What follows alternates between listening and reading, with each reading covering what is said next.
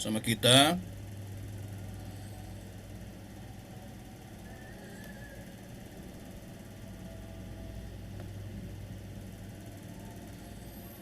Eh, Haleluya. Bagaimana Bapak Ibu sudah nampak di atas?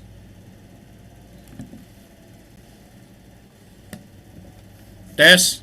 Shalom Bapak Ibu yang dikasihi oleh Tuhan Yesus. Ya, shalom. Baik, kita berdoa. Bapa di dalam sorga, dalam nama Tuhan Yesus, pada saat ini kami belajar tentang kebenaran firman-Mu. Salah satu teologi yang sangat penting di dalam kitab suci, dalam iman kekristenan. Dan penyaliban adalah suatu paling dibenci oleh iblis, sehingga dia mengacaukan pemahaman dan pengertian kami tentang penyaliban ini. Oleh karena itu kami belajar secara sistematika dan biblika tentang kebenaran firman-Mu. Berikan kepada kami roh hikmat, kiranya kami dapat fokus dan mengerti akan kebenaran-Mu dengan sungguh-sungguh. Tuntun bimbing kami Bapa di dalam nama Tuhan Yesus. Hamba memohon pengurapan daripada Engkau, urapi secara pribadi hamba, supaya menyampaikan kebenaran firman-Mu kepada kami semuanya, bukan atas kehendak pribadi, tetapi atas kehendak Tuhan. Dalam nama-Mu Tuhan Yesus kami berdoa dan menyerahkan jam ini ke dalam tangan-Mu. Berkati seluruh perangkat yang kami pakai. Amin. Bapak Ibu yang dikasihi oleh Tuhan Yesus, tema kita hari ini adalah penyaliban Yesus Kristus. Dan seperti yang kita ketahui di dalam beberapa minggu ini, bahkan saya juga terlibat di dalamnya untuk memberikan suatu pandangan, tetapi di media memang saya mengunci, tidak berbicara untuk tidak menambah polemik, supaya jangan bertambah pertengkaran di antara orang Kristen. Nah sekarang tetapi saya sudah siapkan bahan Bapak Ibu, karena terjadi perbedaan penafsiran, dan juga oleh karena salah seorang apologet memiliki follower yang banyak, sehingga orang berpikir dalam tanda kutip kalau sudah banyak itu pasti benar. Itu yang terjadi, sehingga terjadi bahwa penyaliban itu rencana iblis atau rencana Bapa di sorga, keinginan Bapa di sorga atau keinginan iblis. Nah kita nggak masuk ke sana, tetapi mari kita lihat dulu Bapak Ibu, bahwa Tuhan merencanakan penyelamatan umat manusia dalam kekekalan. Saya tidak langsung baca ayat-ayat firman Tuhan kepada kita, karena kita masuk kepada ayat-ayat berikutnya nanti. Tapi saya mau perlihat kepada kita skema yang saya buat secara sederhana, ya, bahwa Bapa Surgawi merencanakan penyelamatan umat manusia sejak dari dalam kekekalan. Dan dia adalah maha tahu, maha mengetahui. Sementara iblis tidak maha tahu. Dia hanya sekedar tahu, hanya sedikit tahu. Tapi dia tidak maha tahu dalam kekekalan. Dia hanya tahu pada saat di waktu yang sama. Tetapi sebelum dan sesudahnya dia nggak tahu apa-apa. Tetapi Bapa yang kekal adalah Bapa yang maha kekal, Bapa yang maha tahu. Dia maha pengasih, maha penyayang. Nah, dari Taman Eden kita berbicara, ya, di Taman Eden. Sebelum kejatuhan manusia di dalam Taman Eden itu, terlebih dahulu Tuhan telah memberikan perintah kepada manusia untuk taat kepada perintah Tuhan. Perintahnya apa? Yaitu ketika membawa Adam dan Hawa ke Taman Eden, maka Tuhan memberikan suatu perintah untuk mereka taati, untuk tidak makan buah pohon pengetahuan yang baik dan yang jahat. Jadi ketika mereka makan buah pohon pengetahuan yang baik dan yang jahat, firman Tuhan katakan, kamu akan mati. Dan pada saat itu, iblis nggak tahu itu. Iblis tidak tahu sama sekali. Nah, lalu kemudian setelah itu, setelah perintah ini diberikan oleh Tuhan kepada manusia di Taman Eden, baru iblis tahu bahwa ternyata ada perintah. Oke? Jadi ada perintah yang Tuhan berikan untuk manusia tidak boleh langgar. Perintah apakah itu? Yaitu iblis nanti akan berbicara di, itu tadinya Kejadian pasal 2 ya, Kejadian pasal 2. Tetapi baru nanti iblis berbicara di Kejadian pasal 3. Dia datang untuk coba mengecoh pikiran, perasaan, pengertian, dan pemahaman daripada manusia tersebut.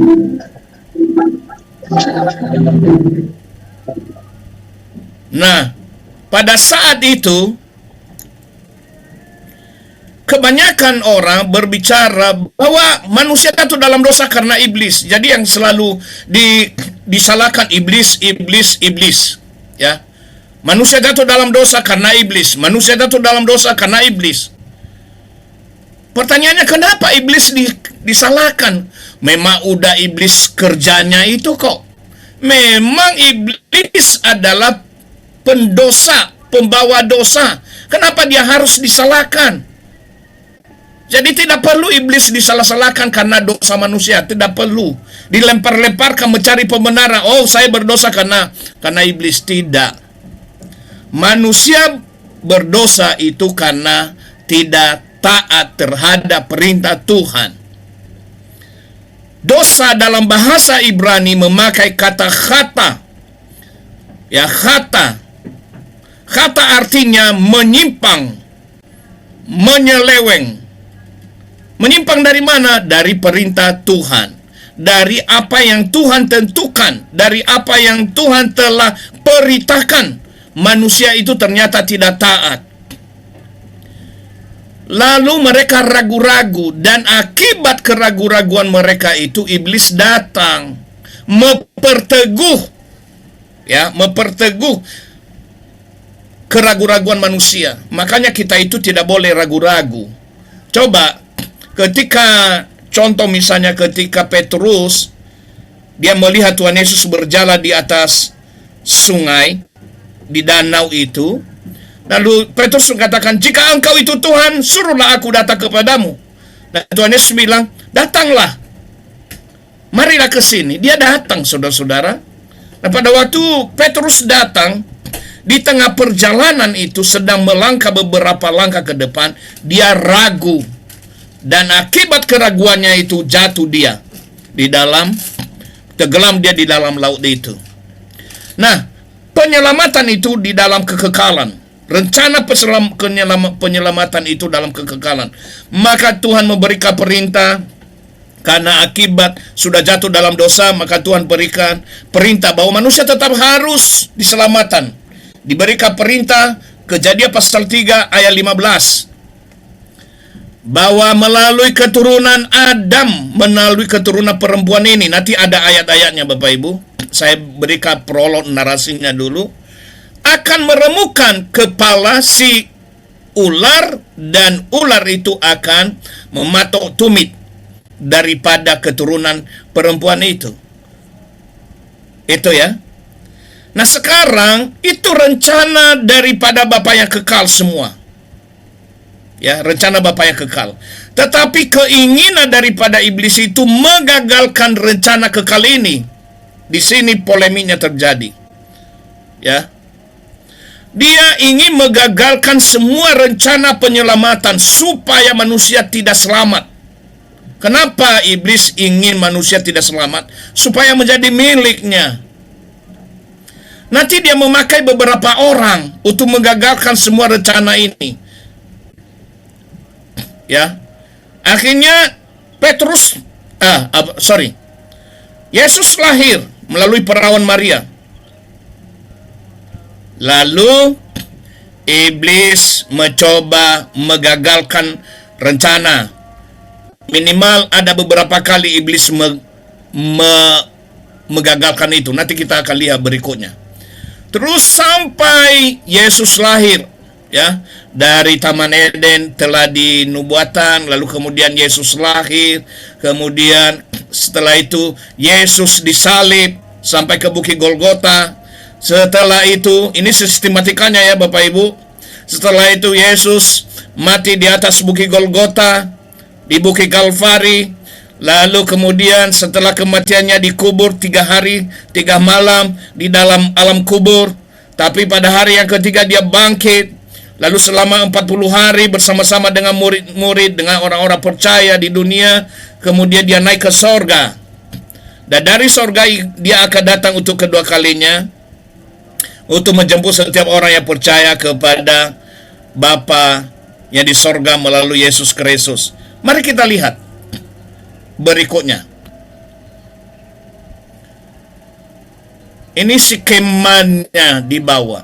Jadi ada ayat-ayat, memang gak begitu nampak ya di atas ini, ya, agak sulit karena kecil banget. Tapi saya lewati dulu. Saya boleh izin ya kepada teman-teman. Pertama, 2 izin. Saya izin pakai Indonesia Literal Translation, Alkitab Indonesia Literal Translation ILT 3. Yang kedua, setiap ayat-ayat yang saya sebutkan izin kita bergantian untuk membaca supaya sampai. Oke, saya memulai. Perintah Tuhan kepada Adam di Taman Eden. Boleh salah seorang membaca Kejadian pasal 2 ayat 16 sampai 17. Silakan Bapak Ibu.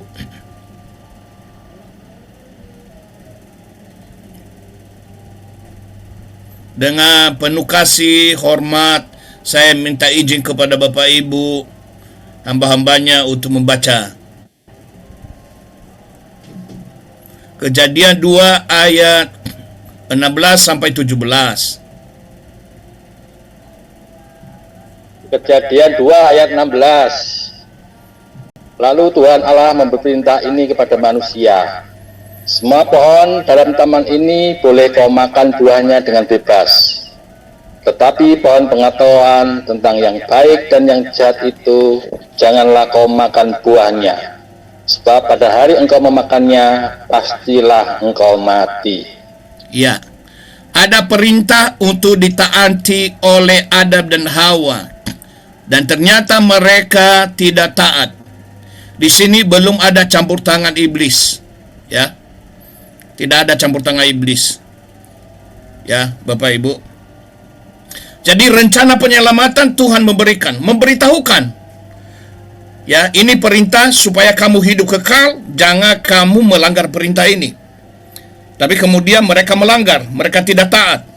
Jadi pelanggaran daripada manusia, dosa pertama manusia adalah tidak taat terhadap perintah.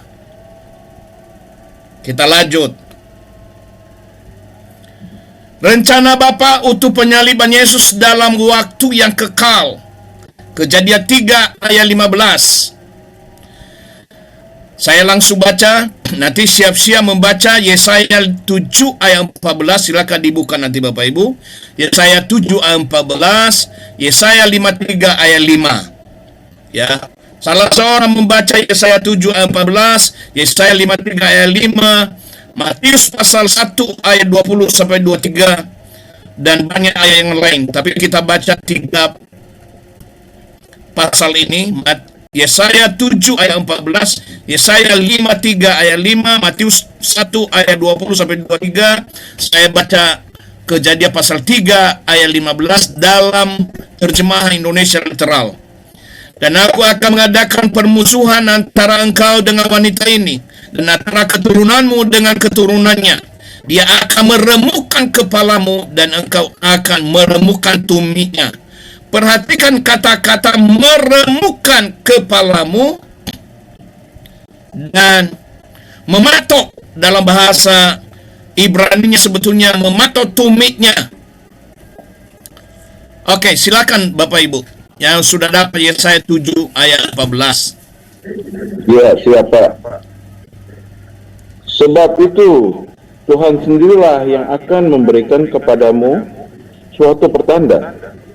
Sesungguhnya seorang perempuan muda mengandung dan akan melahirkan seorang anak laki-laki, dan ia akan menamakan dia Immanuel. Yes. Terima kasih Pak. Lanjut Yesaya 53 ayat 5. Bapak Ibu yang lain. Yesaya 53 ayat 5. tetapi dia tertikam oleh karena pemberontakan kita. Dia diremukkan oleh karena kejahatan kita. Ganjaran yang mendatangkan keselamatan bagi kita ditimpakan kepadanya. Dan oleh bilur-bilurnya kita menjadi sembuh. Terima kasih Bapak. Lanjut Bapak Ibu, Matius pasal 1 ayat 21-23.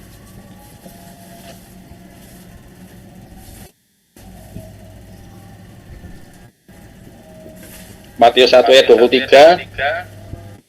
Sesungguhnya anak darah itu akan mengandung dan melahirkan seorang anak laki-laki, dan mereka akan menamakan dia Immanuel, yang berarti Allah menyertai kita. Terima kasih. Jadi rencana penyelamatan nubuat Yesus di dalam Kejadian pasal 3 ayat 15 adalah dalam kekekalan, dan tergenapi karena ada beberapa ayat, ada beberapa kitab dan beberapa nabi yang telah menubuatannya, dan kemudian tergenapi semuanya itu. Dan kita sudah baca dan kita sudah menyaksikan itu. Kita sesungguhnya orang-orang yang paling beruntung Bapak Ibu. Apa sebab? Dibanding dengan zaman perjanjian lama dan dibanding dengan orang-orang sebelum tertulis lengkap Alkitab ini, kita sesungguhnya orang-orang yang sangat beruntung. Kenapa? Karena semua kejadian itu secara nyata kita bisa menyaksikan melalui pembacaan ayat Alkitab. Dan di dalam sejarah juga semuanya tertulis. Bukan saja di dalam Alkitab tertulis tentang penyaliban Yesus, tetapi juga di dalam sejarah. Dan yang paling banyak dipertentangkan sampai sepanjang sejarah abad, bahkan di dalam kitab-kitab orang lain pun dipersoalkan tentang penyaliban ini, adalah penyaliban Yesus. Itu sebabnya kita harus hati-hati untuk memahami. Jangan sampai kita terkecoh. Kenapa? Karena ini adalah dasar iman kekristenan. Melalui penyaliban Yesus itulah kita menemukan pemulihan kita, dipulihkan kembali, dikembalikan kita menjadi milik Bapa yang di sorga. Tetapi ada banyak yang tidak sungguh-sungguh belajar secara sistematis, lalu kemudian mengambil kesimpulan secara sembrono. Bapak Ibu, itu masih banyak ayatnya, boleh di screenshot nanti Bapak Ibu, kemudian dipelajari. Tidak mungkin saya kita membaca semua ayat-ayat tersebut, waktu kita kurang. Saya lanjutkan. Kelahiran Yesus Kristus dari Roh Kudus. Tadi sudah kita baca itu ya, Matius pasal 1 ayat 20 sampai 21. Bahwa Yesus yang lahir itu adalah dari Roh Kudus. Kenapa dikatakan dari Roh Kudus? Karena Maria dinaungi oleh Roh Kudus. Maria mengandung bukan atas kehendak seorang laki-laki dengan seorang wanita. Bukan atas persetubuhan normal antara wanita dengan seorang laki-laki, tetapi Maria melahirkan Yesus bukan dari sel sperma seorang laki-laki, tetapi dia lahir tanpa persetubuhan antara laki-laki dengan wanita, yaitu oleh karena Roh Kudus. Yesus lahir oleh karena Maria dinaungi oleh Roh Kudus. Maka dikatakan di situ bahwa karena yang dikandung dalam dirinya adalah dari Roh Kudus. Bahkan di dalam ayat berikutnya dikatakan, dan dia akan melahirkan seorang putra, dan engkau akan menyebut namanya Yesua, karena dialah yang akan menyelamatkan umatnya dari dosa mereka. Lukas 3 ayat 22 berkata, Lukas 4 ayat 1, Yesus dinaungi oleh Roh Kudus. Yesus dipimpin oleh Roh Kudus. Dia lahir atas kehendak Roh Kudus. Dia adalah salah seorang putra, seorang manusia yang lahir tanpa dosa. Dia datang, kalau kita baca teologi tentang kelahiran, kalau kita baca Yohanes pasal 1 ayat 1 sampai 14, itu sangat jelas sekali. Ya. Bahkan Yesus sendiri mengatakan, aku keluar dari Bapa dan aku kembali kepada Bapa. Dia adalah firman yang hidup. Firman yang menjelma menjadi manusia, yang diam di antara kita. Saya tidak menjelaskan itu. Saya hanya menjelaskan dulu sampai kepada proses sampai di mana sistematikanya penyaliban ini. Oke, kita lanjut. Nah, di sini yang terjadi framing dan kesalahpahaman terbalik. Ya, ini kalimat yang sangat terbalik. Dibalik, ini hati-hati. Ini pekerjaan iblis, saudara-saudara. Rencana iblis bukan untuk menyalibkan Yesus. Sekali lagi, rencana iblis bukan untuk menyalibkan Yesus supaya Yesus disalib, tapi rencana iblis adalah untuk berusaha menggagalkan penyaliban Yesus. Ini berbeda ya. Rencana iblis, sekali lagi saya tegaskan, untuk menggagalkan penyaliban Yesus. Dari mana kita tahu dia coba menggagalkan itu? Mari kita lihat. Pertama, percobaan di padang gurun. Matius 4 ayat 1 sampai 7. Matius pasal 4 ayat 1 sampai 11. Markus 1 ayat 12 sampai 13. Lukas 4 ayat 1 sampai 13. Boleh kita baca Matius pasal 1 ayat Matius pasal 4 ayat 1 sampai 11. Silakan hamba-hambanya. Ada 3 kali percobaan di situ.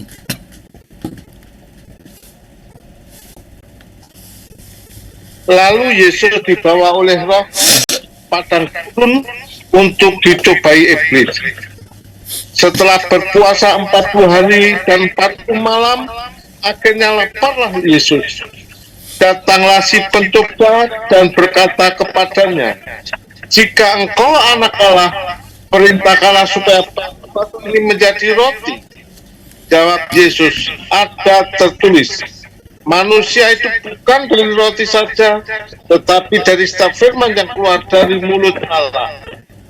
Lalu iblis membawanya ke kota suci dan menempatkan dia di pinggir atap bait Allah, lalu berkata kepadanya, jika engkau anak Allah, jatuhkanlah dirimu ke bawah, sebab ada tertulis mengenai engkau, ia akan memerintahkan malaikat-malaikatnya, dan mereka akan menatang engkau di atas tangannya, supaya kakimu jangan terantuk pada batu. Yesus berkata kepadanya, ada pula tertulis, janganlah engkau mencobai Tuhan Allahmu. Iblis juga membawanya ke atas gunung yang sangat tinggi dan memperlihatkan kepadanya semua kerajaan dunia dengan kemegahannya, dan berkata kepadanya, semuanya itu akan kuberikan kepadamu jika engkau sujud menyembah aku. Lalu berkata Yesus kepadanya, hanyalah iblis, sebab ada terus engkau harus menyembah Tuhan Allahmu, dan hanya kepada Dia saudara engkau beribadah. Iblis lalu meninggalkan dia, dan lihatlah malaikat-malaikat datang melayani Yesus. Amin. Amin. Bapak Ibu, saudara-saudara yang dikasih oleh Tuhan Yesus, Tuhan Yesus itu maha kuasa. Ketika iblis minta supaya Yesus menjadikan batu jadi roti,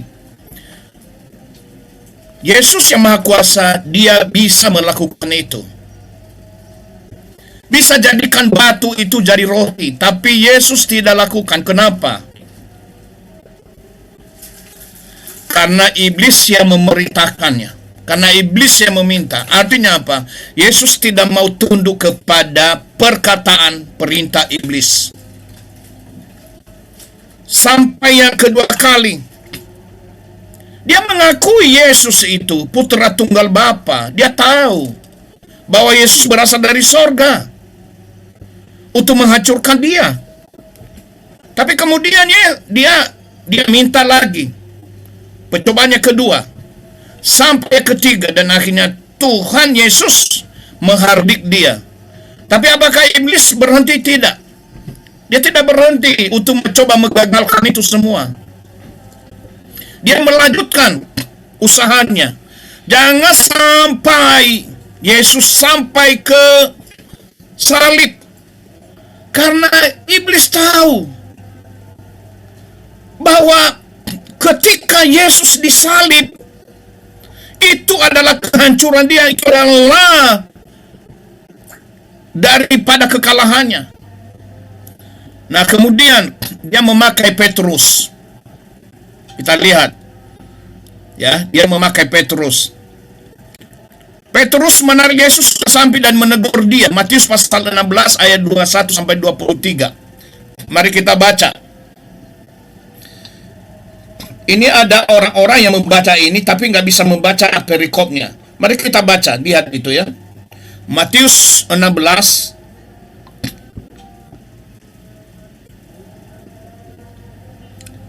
ayat 21 sampai 23, Bapak Ibu. Lihat perikopnya itu ya. Pemberitahuan pertama tentang penderitaan Yesus dan syarat-syarat mengikut dia.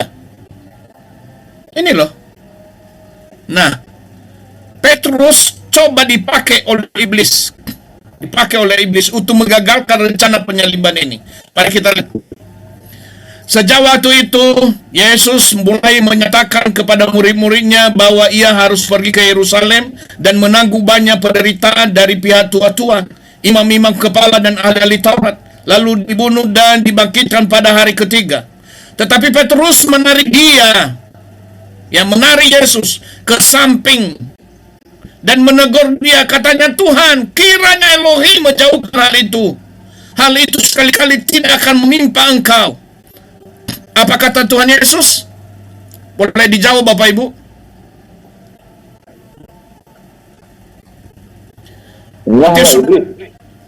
Matius 16 ayat 23. Silakan dijawab Bapak Ibu. Maka Yesus berpaling dan berkata kepada Petrus, "Nyalah iblis, engkau suatu batu sandungan bagiku, sebab engkau bukan memikirkan apa yang dipikirkan Allah, melainkan apa yang dipikirkan manusia." Yes, terima kasih Bapak. Coba bayangkan itu. Tapi ada beberapa teolog, ada beberapa hamba Tuhan bilang, oh enggak, ini enggak ada hubungannya dengan penyaliban. Loh kok aneh? Orang di atas temanya, perikopnya udah jelas. Dan Tuhan Yesus saya berkata, dia pergi ke Yerusalem untuk menderita, untuk melaksanakan penderitaan itu. Kemudian ayat 24, lalu Yesus berkata kepada murid-muridnya, setiap orang yang mau mengikut aku, ia harus menyangkal dirinya, memikul salibnya dan mengikut aku. Karena barang siapa mau menyelamatkan nyawanya, ia akan kehilangan nyawanya. Tapi barang siapa kehilangan nyawanya karena aku, ia akan memperolehnya. Itu loh Bapak Ibu. Apakah iblis berhenti menggagalkan penyaliban Yesus? Tidak. Dia tidak berhenti. Dia berjuang terus. Sampai rencananya untuk menggagalkan itu. Bukan mengizinkan, bukan menginginkan penyaliban, tetapi mengagalkan penyaliban. Kenapa? Karena penyaliban adalah rencana Bapa yang di sorga, keinginan Bapa di sorga. Dia pakai Yudas Iskariot. Mari kita lihat Yudas Iskariot. Matius 26 ayat 14 sampai 16 dan 21 sampai 25. Matius 26 ayat 14 sampai 16 sampai dan 21 sampai 25. Boleh kita baca?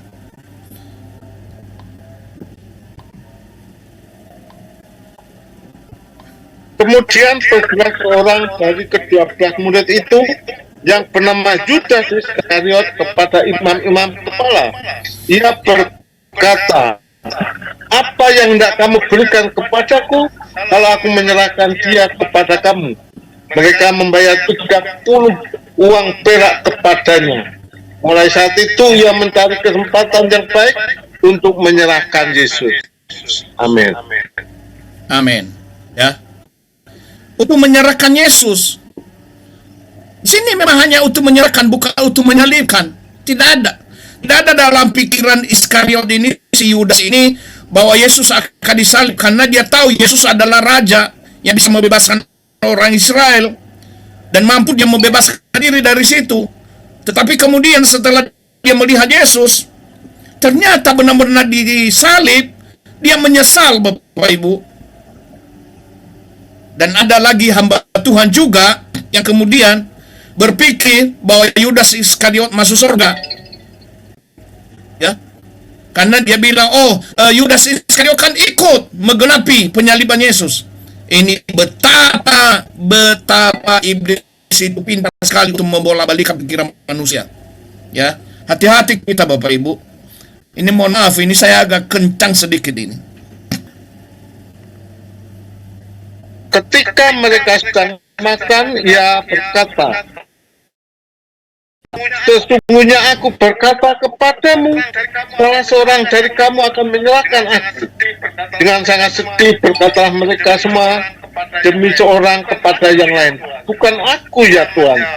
Ia menjawab, dia yang bersama aku mencelupkan tangannya di dalam mangkok ini, dialah yang akan menyerahkan aku. Anak manusia memang akan pergi sesuai dengan yang tertulis tentang dia.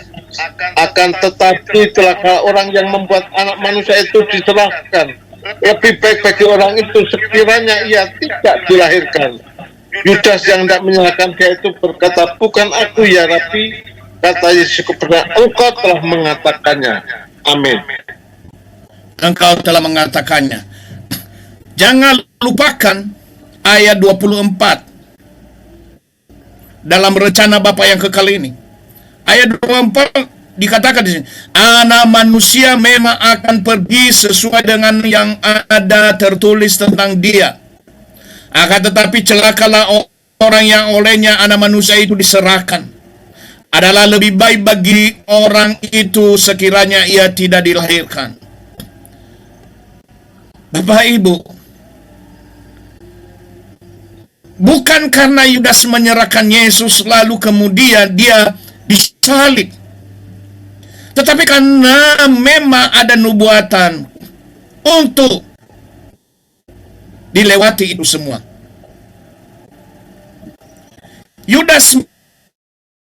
Yudas mencari kebenaran, padahal dia udah menyadari. Tadi kita udah baca ayat 14-16. Dia mencari-cari kesempatan. Lalu kesalahannya, dia coba menutupi semua keinginannya. Yudas yang hendak menyerahkan dia itu menjawab, katanya, bukan aku ya Rabi. Kata Yesus kepadanya, engkau telah mengatakannya. Lalu kalau kita lanjut di ayat berikutnya, Tuhan Yesus mengizinkan si Yudas ini, silakan. Jadi Yesus pun diserahkan oleh Yudas karena Tuhan Yesus mengizinkan dia. Silakan lakukan apa yang engkau mau, silakan. Tuhan Yesus izinkan. Jadi bukan karena Yudas punya kekuatan kuasa sehingga dia mampu untuk menyerahkan Yesus, tidak. Tetapi karena memang Tuhan Yesus mengizinkan Yudas, silakan lakukan apa yang engkau mau. Kalau membaca ayat 26 ini secara keseluruhan, mulai dari ayat 1 sampai ayatnya yang ke 75, maka nanti kemudian kita akan paham. Jadi kalau kita mau baca ayat Alkitab itu, jangan sepenggal-sepenggal. Kita baca secara keseluruhan. Dan jangan cuma baca sekali. Kalau belum mengerti sekali, baca ulang lagi. Kalau belum mengerti juga, diulangi lagi. Nggak apa-apa kita berair mata, Bapak Ibu. Tetapi benar. Oke. rencana iblis untuk menggagalkan penyaliban Yesus yang keempat kalinya. Dan kemudian semua gagal. Salah seorang di Taman Getsemani yang menyertai Yesus menghunuskan pedang. Matius 26 ayat 51 sampai 56. Matius 26 51 sampai 56 Bapak Ibu. Orang-orang yang telah menangkap Yesus membawanya menghadap Kayafas, imam besar. Sorry Pak. Mohon izin boleh saya baca? Ya, Matius 26 ayat 51 Pak sampai 56. Bu, silakan Bu. Baik, Pak, saya akan baca Matius 26 ayat 51 sampai 56. Demikian firman Tuhan. Tetapi seorang dari mereka yang menyertai Yesus mengulurkan tangannya, menghunus pedangnya dan meletakkannya kepada hamba imam besar, sehingga putus telinganya. Maka kata Yesus kepadanya, masukkan pedang itu kembali ke dalam sarungnya, sebab barang siapa menggunakan pedang akan binasa oleh pedang. Atau kau sangka bahwa aku tidak dapat berseru kepada Bapakku, supaya ia segera mengirim lebih dari 12 pasukan malaikat membantu aku? Jika begitu, bagaimanakah akan digenapi yang tertulis dalam kitab suci yang mengatakan bahwa harus terjadi demikian? Pada saat itu Yesus berkata kepada orang banyak, sangkamu aku ini penyamun, maka kamu datang lengkap dengan pedang dan pentung untuk menangkap aku? Padahal tiap-tiap hari aku duduk mengajar di bait Allah, dan kamu tidak menangkap aku. Ayat 56, akan tetapi semua ini terjadi supaya genap yang ada tertulis dalam kitab nabi-nabi. Lalu semua murid itu meninggalkan dia dan melarikan diri. Demikian firman Tuhan. Terima kasih Ibu, sangat luar biasa. Perhatikan Bapak Ibu dua ayat yang sangat penting di sini. Ayat 54 dan 56 dikatakan, jika begitu artinya kalau tadi Tuhan Yesus tidak menegur salah seorang dari yang menghunuskan pedangnya itu, sarungkan pedangmu, maka terhentilah mereka itu semua kan. Dan Tuhan Yesus mengundang malaikat dari sorga, maka mereka tidak mampu untuk menangkap Yesus. Maka Yesus jawab kepada mereka dan sekaligus memberitahukan kepada kita bahwa semua rencana Bapa untuk menyalibkan Yesus itu harus digenapi. Ayat 54. Saya ulang membacanya. Jika begitu, bagaimanakah akan digenapi yang tertulis dalam kitab suci bahwa yang mengatakan bahwa harus terjadi demikian? Ayat 56. Akan tetapi semua ini terjadi supaya genap yang ada tertulis dalam kitab nabi-nabi. Lalu semua murid-murid itu meninggalkan dia dan melarikan diri. Termasuk Petrus, termasuk Yudas, termasuk yang lain-lain, semua melarikan diri. Kenapa? Karena Bapa sudah menubuatkan itu melalui para nabi-nabi. Akhirnya terhentilah rencana iblis ini. Sudah tidak berdaya dia lagi. Lalu kemudian Yesus, loh kalau begitu Pak, bagaimana ini? Kok bisa seperti itu? Mari kita lanjutkan, belum berhenti. Nah, Tuhan Yesus sendiri Bapak Ibu, ya, di dalam rencana penyaliban ini ada 4 kali dia memberitahukan. Dia 4 kali memberitahukan. Pemberitahuan pertama tertulis di dalam Matius pasal 16 ayat 21 sampai 28. Boleh Ibu ya?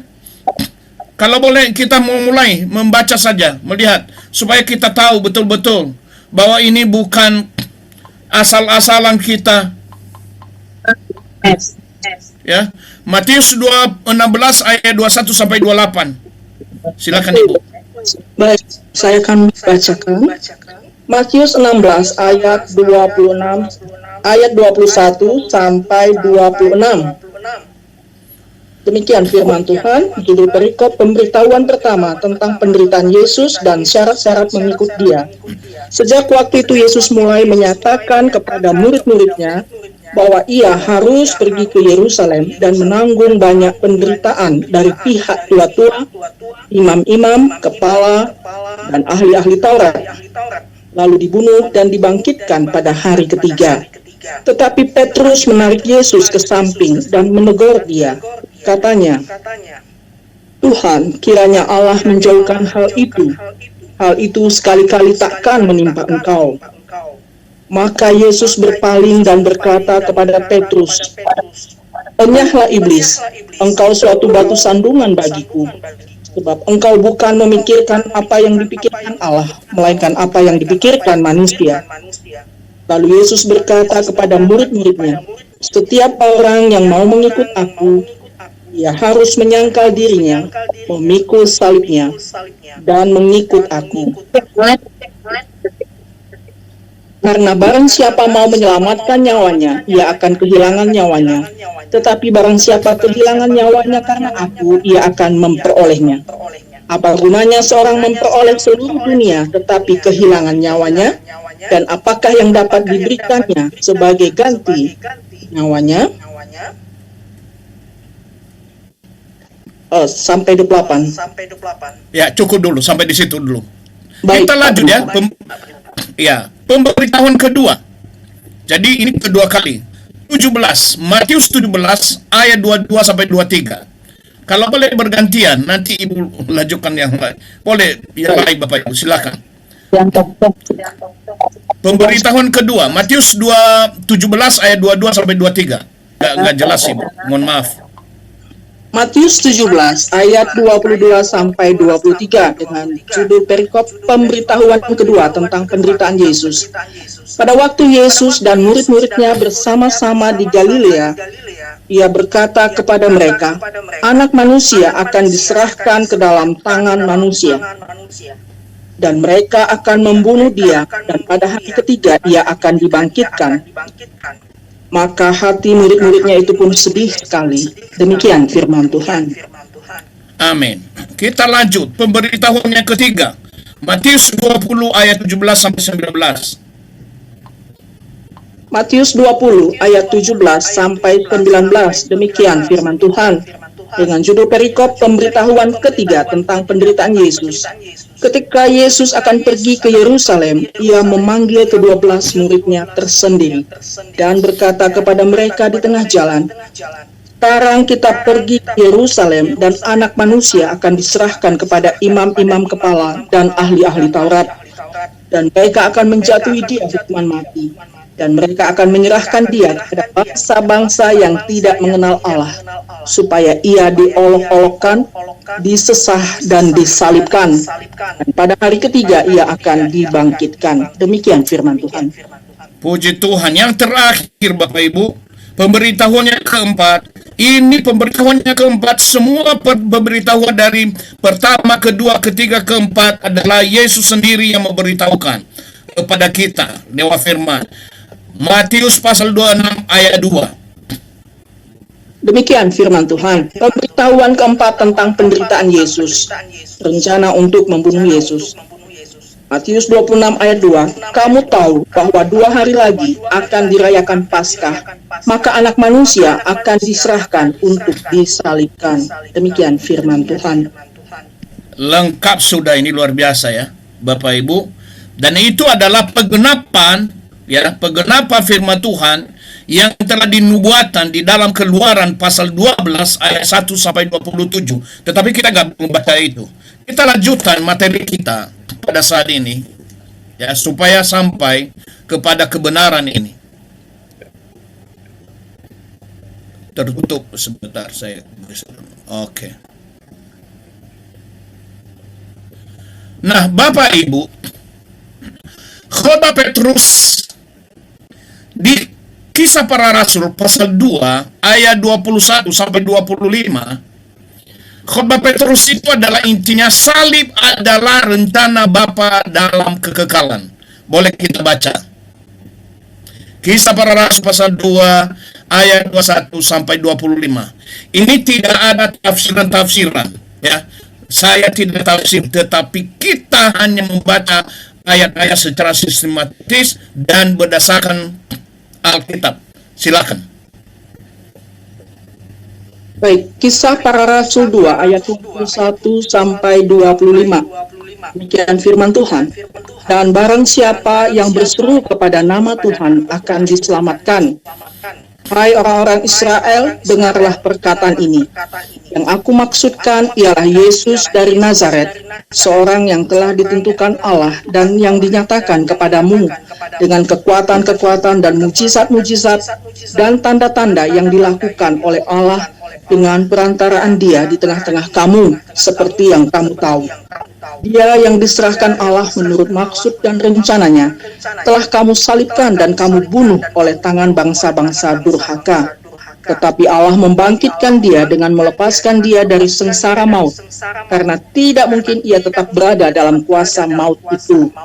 Sebab Daud berkata tentang dia, aku senantiasa memandang kepada Tuhan, karena ia berdiri di sebelah kananku, aku tidak goyah. Amin. Demikian firman Tuhan. Amin. Puji Tuhan. Lihat itu. Dia yang ditentukan melalui rencana dan prapengetahuan. Ini terjemahan Indonesia literal. Rencana dan prapengetahuan artinya apa? Sebelum kita tahu, sebelum kita ketahui, sebelum kita memahami, dalam kekekalan, Elohim telah merencanakan, telah menentukan, telah mengizinkan. Itu makanya dikatakan tadi dari ayat yang dari atas, ditentukan. Kalau di sini dikatakan direstui, diizinkan. Jadi anaknya itu direstui, diserahkan. Nanti ada orang yang berkata, oh kalau gitu kok Tuhan, kok Bapak kejam? Oh enggak. Tidak kejam. Ini karena kasihnya. Nanti selesaikan, nanti kita akan lihat dulu berikutnya. Nah, Bapak Ibu, dari ayat ini Petrus sudah mengkhotbahkan. Dan khotbah Petrus ini adalah kutipan dari Mazmur, ya. Mazmur pasal 16 ayat 8 sampai 11. Ini dikutip langsung oleh Petrus dan dikhotbahkan di hadapan umat Tuhan pada saat itu, orang-orang Israel, sehingga banyak yang bertobat. Itu khotbah ini baru mulai, ya, baru khotbah Petrus. Kita lanjut berikutnya. Yang kedua,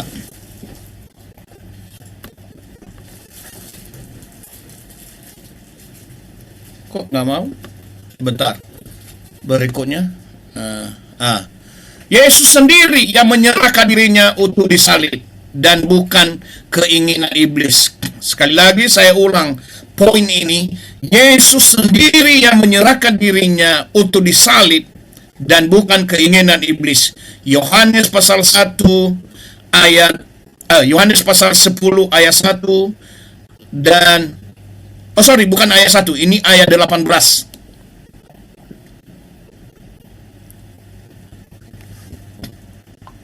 Yohanes pasal 10 ayat 18, silakan. Demikian firman Tuhan. Yohanes 10 ayat 18, tidak seorang pun mengambilnya daripadaku, melainkan aku memberikannya menurut kehendakku sendiri. Aku berkuasa memberikannya dan berkuasa mengambilnya kembali. Inilah tugas yang kuterima dari Bapakku. Amin. Yes. Amin. Itu kenapa Bapak Ibu ayat 17 dikatakan Bapa mengasihi aku, Yesus mengatakan begitu, oleh karena aku memberikan nyawaku untuk menerimanya kembali. Tidak seorang pun mengambilnya daripadaku. Perhatikan kata-kata tidak seorang pun mengambilnya daripadaku, koma. Melainkan aku memberikannya menurut kehendakku. Jadi Yesus disalib itu atas kehendaknya. Kenapa? Karena itu tugas yang diterima dari Bapa. Aku berkuasa memberikannya dan juga berkuasa untuk kembali, mengambilnya kembali. Inilah tugas. Kata-kata inilah penegasan. Inilah tugas yang kuterima dari Bapakku. Sangat jelas. Tadi kita udah baca Matius pasal 26 ayat 51 sampai 54. Nggak perlu kita ulang membacanya. Tuhan Yesus mengatakan, tidak, kamu tidak boleh menghunuskan pedang. Karena kalau kamu menghunuskan pedang, maka terhentilah rencana Bapa itu. Yang kedua. Yang ketiga,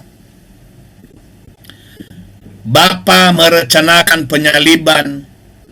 Penyaliban adalah untuk penyelamatan. Yohanes 3 ayat 16 sampai 18. Lanjut, Ibu. Baik. Demikian firman Tuhan, Yohanes 3 ayat 16 sampai 18.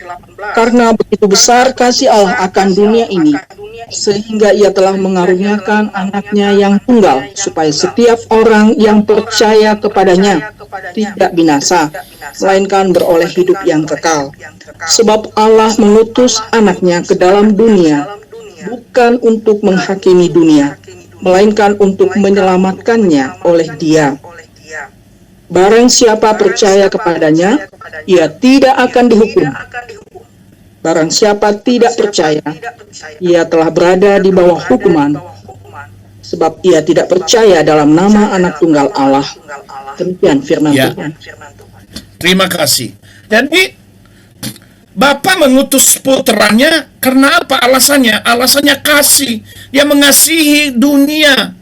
Siapa dunia? Semua orang yang ada di dunia ini dikasihinya. Dia rela mengorbankan anaknya yang tunggal untuk menggantikan dunia ini supaya tidak binasa, memperoleh hidup yang kekal. Dan kita udah lihat tipologinya. Kita udah melihat contohnya ketika Abraham mempersembahkan Ishak sebagai korban. Sekalipun nanti kemudian Tuhan menggantikan Bapa di dalam sorga, menggantikan Ishak itu dengan domba yang tersangkut di semak-semak. Dan dengan sukarela, dengan tulus ikhlas, Abraham, manusia biasa, rela memberikan anaknya.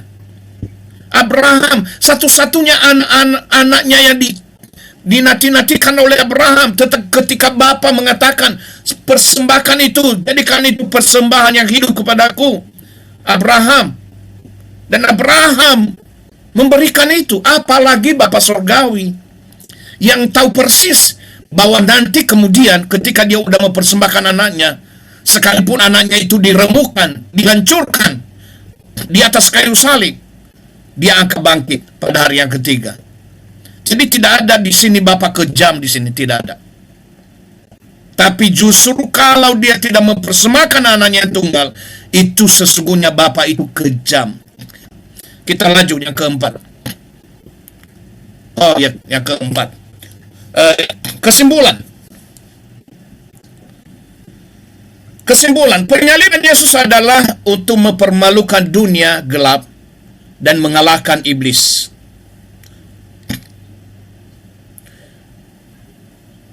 Satu, mengalahkan maut. 1 Korintus 15 ayat 54 sampai 57.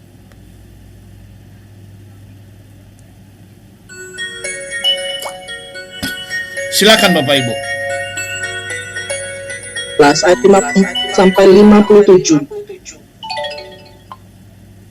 Dan sesudah yang dapat binasa ini mengenakan yang tidak dapat binasa, dan yang dapat mati ini mengenakan yang tidak dapat mati, maka akan genaplah firman Tuhan yang tertulis, maut telah ditelan dalam kemenangan. Hai maut, di manakah kemenanganmu? Hai maut, di manakah sengatmu? Sengat maut ialah dosa, dan kuasa dosa ialah hukum Taurat. Tetapi syukur kepada Allah yang telah memberikan kepada kita kemenangan oleh Yesus Kristus Tuhan kita. Amin. Demikian firman Tuhan. Amin. Mengalahkan maut. Mengalahkan maut. Di manakah sengat maut? Yaitu dosa. Dosa itu adalah hukum Taurat. Dan hukum Taurat itu yang mengikat. Tetapi ternyata orang-orang tidak mampu melakukan hukum Taurat. Maka Tuhan Yesus datang untuk memberikan kemenangan melalui dia mengalahkan maut. Tetapi bagaimana caranya mengalahkan maut? Dia harus mengalami kematian. Dan kebangkitannya itu memberikan kepada kita bukti. Itu makanya Paulus katakan dalam 1 Korintus 15:17, dan jika Kristus tidak dibangkitkan, sia-sialah imanmu, kamu masih berada dalam dosa-dosamu, kamu masih mati di dalam dosa-dosamu. Kesimpulan yang kedua, Yesus memberikan teladan bagi kita. Filipi pasal 2 ayat 6 sampai 11. Ya. Filipi pasal 2 ayat 6. Ayat 6 sampai 11. Demikian firman Tuhan. Yang walaupun dalam rupa Allah tidak menganggap kesetaraan dengan Allah itu sebagai milik yang harus dipertahankan, melainkan telah mengosongkan dirinya sendiri dan mengambil rupa seorang hamba dan menjadi sama dengan manusia. Dan dalam keadaan sebagai manusia, Ia telah merendahkan dirinya dan taat sampai mati, bahkan sampai mati di kayu salib.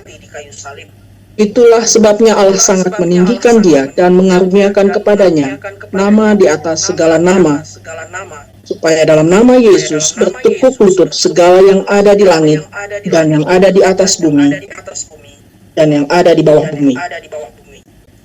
Dan segala lidah mengaku Yesus Kristus adalah Tuhan bagi kemuliaan Allah Bapa. Amin. Demikian firman Tuhan. Amin. Bahkan Yesus sendiri mengatakan, Yohanes 13 ayat 15, sebab aku telah memberikan teladan kepadamu, supaya kamu sebagaimana aku berbuat kepadamu, kamu pun melakukannya. Jadi Bapak Ibu, Yesus melakukan ini semua. Kenapa Yesus harus berdoa di Taman Getsemani? Yesus berdoa sebagai Tuhan di Taman Getsemani atau sebagai apa? Yesus tidak harus berdoa di Taman Getsemani, nggak perlu. Tapi kenapa dia lakukan itu Bapak Ibu? Untuk memberikan kepada kita teladan, supaya ketika kita mengalami penderitaan, supaya kita mengalami pencobaan, supaya ketika kita mengalami pergumulan, kita bertekuk lutut, kita berharap, kita bergantung kepada Bapa di dalam sorga. Yang memberikan teladan dalam kemanusiaannya, dia memberikan kepada kita contoh. Tapi ketika dia berdoa itu bukan memaksakan kehendaknya. Dia mengatakan, jikalau engkau Bapa berkenan, lalukanlah cawan ini daripadaku, tapi jangan menurut kehendakku, harus menurut kehendakmu. Ini teladan Bapak Ibu kepada kita. Yang ketiga, untuk menebus kita dari kutu dosa. Galatia 3 ayat 13 sampai 14.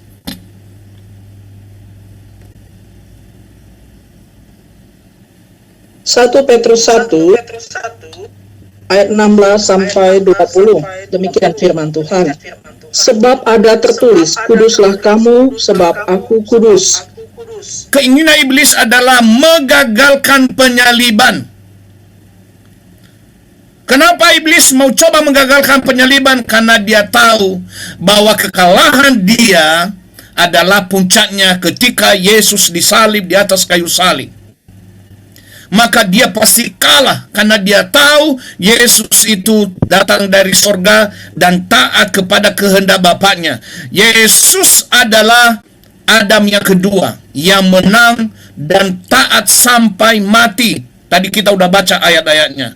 Dan iblis tahu persis hal itu, bahwa Yesus akan taat sampai mati di atas kayu salib.